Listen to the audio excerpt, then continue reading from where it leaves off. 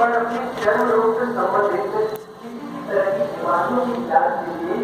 नमस्कार। Today we will study that there is a prose named the last lesson. ये last lesson, this is the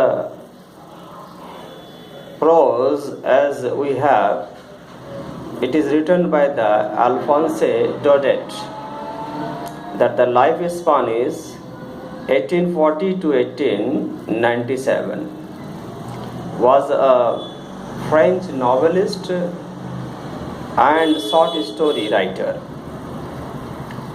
Actually, in the year 1870 to 71, that war was taken between France and Prussia. Prussia inclusively, that the countries are Germany, Poland, and few parts of the Austria. Ultimately, that France defeated by Prussia, and thereafter Prussian has declared that the France people, they have to only study the German language, and they are not allowing to go through the French language.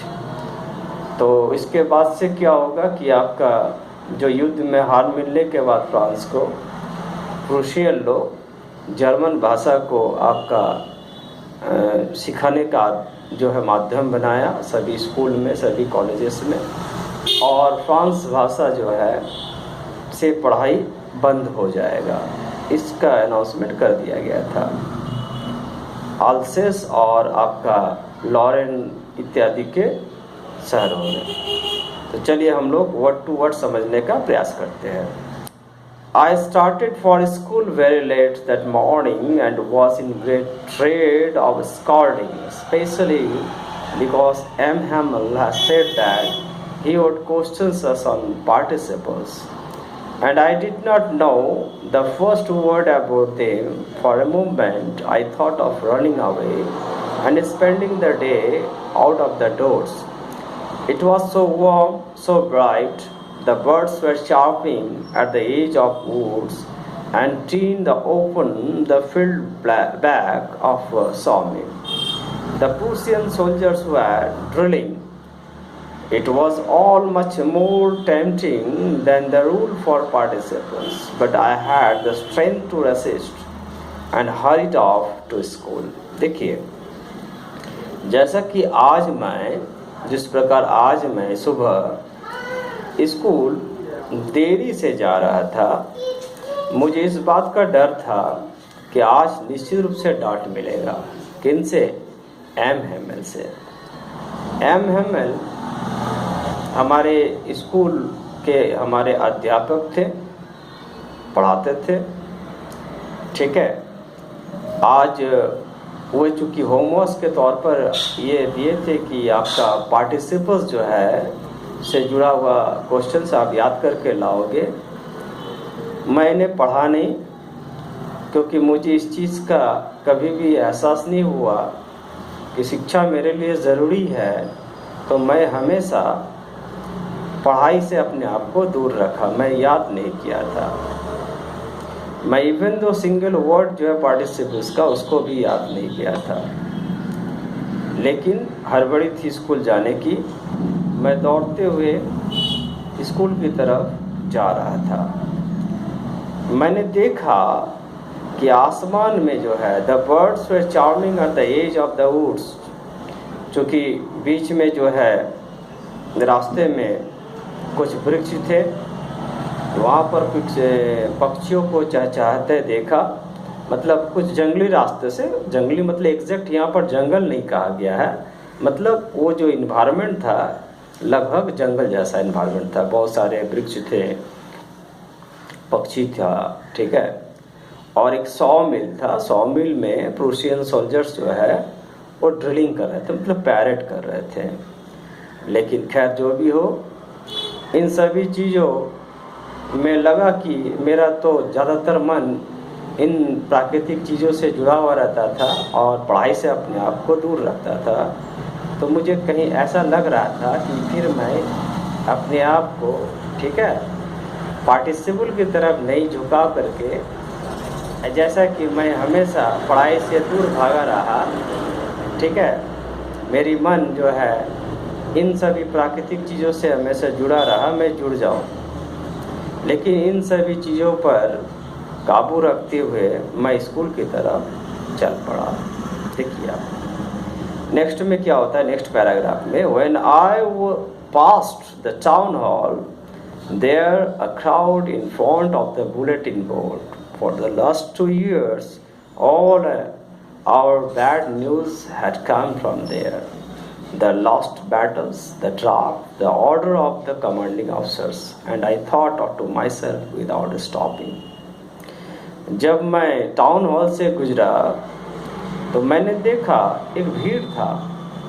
क्या भीड़ किस बात का था? तो bulletin board में मानो समय और परिस्थिति के अनुसार, क्योंकि उस समय हमारे पास उतना कम्युनिकेशन स्किल तो स्ट्रॉन्ग था नहीं 1870-71 में, तो युद्ध से संबंधित जो सूचनाएं होती थी वो टाउन हॉल के बुलेटिन बोर्ड में लिख दिया जाता था। बुलेटिन बोर्ड क्या है कि समाचार संबंधित जो है सूचनाएं एक पट्ट में जो है लिख दिया जाता था, ठीक है। वहाँ एक भीड़ था और उस बुलेटिन बोर्ड में पिछला 2 सालों से हमने किस प्रकार से कहाँ पर युद्ध को खोया, क्या हमें आदेश मिलेगा कमांडिंग ऑफिसर से इत्यादि से जुड़ा हुआ समाचार हमेशा लिखा हुआ रहता था।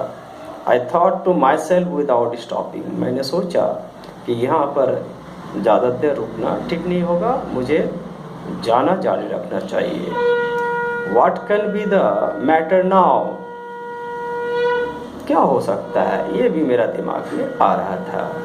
Then I hurried as fast as I could go, लेकिन स्कूल जाना था, मैं तीव्र गति से वहाँ से चल पड़ा। The black Smith watchers who were there with the apprentices reading the bulletin called after me. Black Smith watcher ये सभी जितने थे वे सभी ब्लैक स्मिथ वॉचर, ठीक है, ये लोगों ने अपने प्रशिक्षु के साथ, यानी जिनके अंडर में वो ट्रेनिंग ले रहे थे, उनके साथ भी वे बुलेटिन का न्यूज़, मतलब जो आपका समाचार था वो पढ़ रहे थे। और जैसे ही मैं वहाँ से निकल पड़ा तो वे लोगों ने मुझे पुकारा, कहा, don't go so fast Bob, you will get your school in plenty of time. किस बात का हड़बड़ी है, तुम्हें बहुत समय मिलेगा स्कूल जाने का। मैं उनका ये बात को उस समय नहीं समझ पाया। I thought he was making fun of me and reached Hammer's little garden all out of breath. मैंने सोचा कि शायद वे लोग मेरा मजाक उड़ा रहे हैं। खैर, मैं एम हेमल के एक छोटा सा बगीचा था, मेरे अध्यापक महोदय का एक छोटा सा बगीचा था, मैं एक सांस में ही उस बगीचा तक पहुंच गया।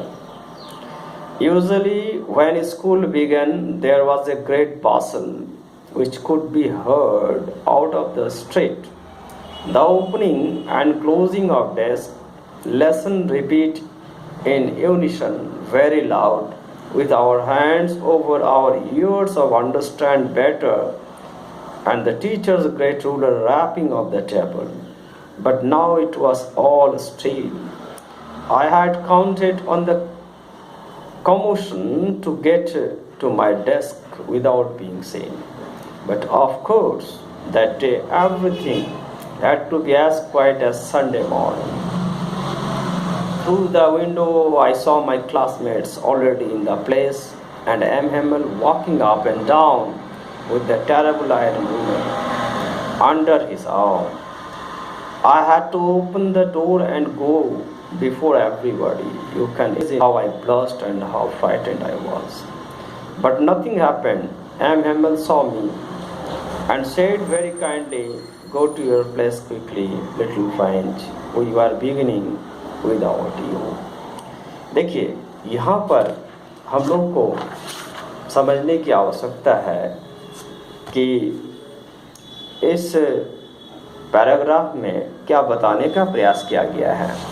देखिएगा, क्या ज़्यादातर ये देखा जाता है कि स्कूल जब भी आरंभ होता है तो उस समय बहुत ज़्यादा शोर, आपको वो शोर दूर से ही, ठीक है, दूर से ही सुनाई पड़ने लगता है।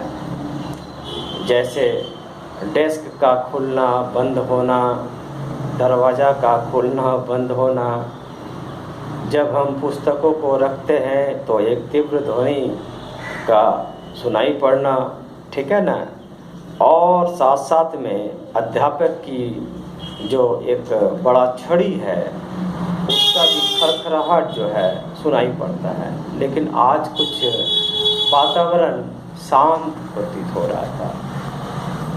बिल्कुल रोज जिस तरह से एक आहट, चहलकदमी, शोरगुल, उसकी बजाय बिल्कुल माहौल शांत था। मैंने बिना देखे ही अपने स्थान ग्रहण करने के लिए ध्यान केंद्रित किया, कंसंट्रेट किया, लेकिन सही में कहीं ऐसा लग रहा था कि इतना शांत वातावरण, आज कहीं रविवार का सुबह तो नहीं है। मुझे लगा कि आज कहीं रविवार का सुबह मतलब छुट्टी का तो दिन नहीं है। लेकिन जब मैं अपने जितने सहपाठी लोग थे, मेरे मित्र लोग थे, वे लेकिन क्लास में बैठे हुए थे और एम हैमल अपने वहाँ के नीचे में, ठीक है ना, वो एक लोहे का जो छड़ रखते थे, मतलब छड़ नहीं, यहाँ पर एक्चुअली में वो लोहे का छड़ी था, ठीक है, छड़ी रखते हुए हैं, छड़ी रखे हुए चहलकदमी कर रहे थे। मैंने देखा, मैं दरवाज़ा खोला और खोलने के बाद मुझे चूँकि अंदर जाना था और बिल्कुल मैं दरवाज़ा खोल करके जैसे ही प्रवेश किया डरा हुआ था। लेकिन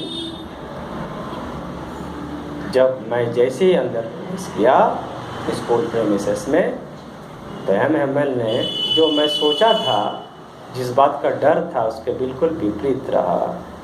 एम हैमल ने बहुत ही नम्रतापूर्वक, ठीक है, उन्होंने कहा, दयालुतापूर्वक उन्होंने कहा मुझे कि नन्हे फ्रेंच, छोटे बालक फ्रेंच, ठीक है, जल्दी से जाओ और अपना स्थान ग्रहण करो, और नहीं तो फिर तुम्हारे बिना ही जो है आज पाठ